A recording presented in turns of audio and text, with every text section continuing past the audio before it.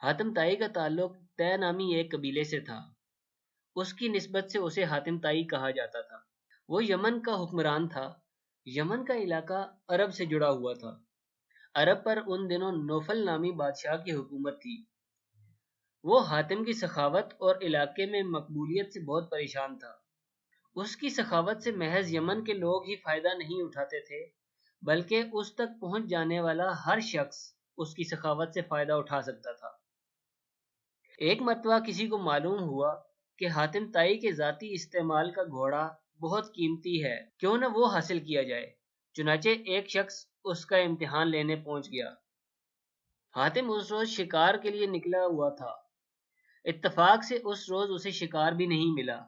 जब वो वापस पहुंचा तो उसे मालूम हुआ कि मेहमान उसका इंतजार कर रहा है। उसने अपने मुलाजमीन को खाना तैयार करने का हुक्म दिया।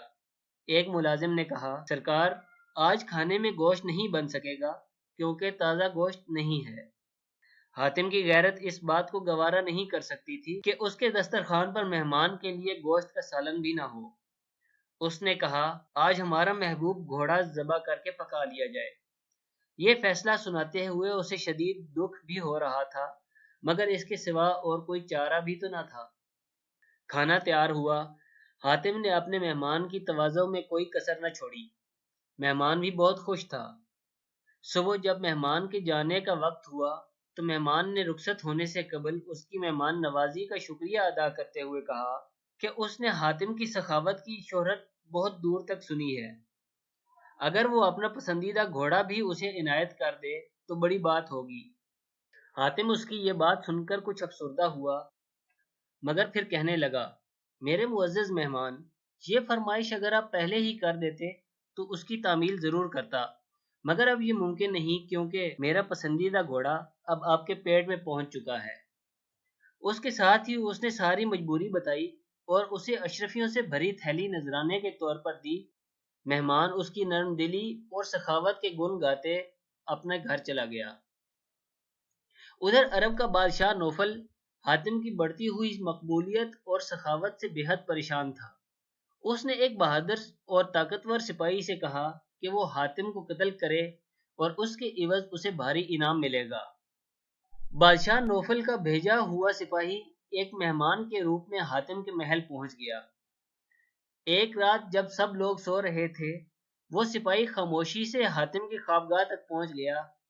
जब उसने देखा कि हातिम गहरी नींद सो रहा है, तो उसने अपनी तलवार निकाली और पूरी ताकत से हातिम पर वार कर दिया। ऐन उसी वक्त हातिम ने करवट ली और सिपाही का निशाना चूक गया। निशाना चूकते ही वो हातिम के ऊपर गिर गया। हातिम इस दौरान नींद से बेदार हो चुका था। उसने अपने मेहमान सिपाही को काबू कर लिया और उससे पूछा कि उसने ऐसा क्यों किया है। क्या उसकी मेहमान नवाजी में कोई कमी रह गई थी? सिपाही ने हातिम को साफ साफ बता दिया कि वो किस मकसद से यहाँ आया था। हातिम ने उसे कहा, मुझे कत्ल करके अगर तुम्हें दौलत मिलती है तो फौरन कत्ल करे। इससे पहले कि मेरे मुलाजिम आ जाएं, तुम मुझे मार सकते हो, मैं मज़ाहिमत नहीं करूंगा। हातिम का यह रवैया देखकर सिपाही कहने लगा, हुजूर, मुझे माफ कर दे, मुझसे बहुत बड़ी गलती हो गई है। मैं तौबा करता हूँ और आइंदा आपका वफादार और ताबेदार रहूंगा।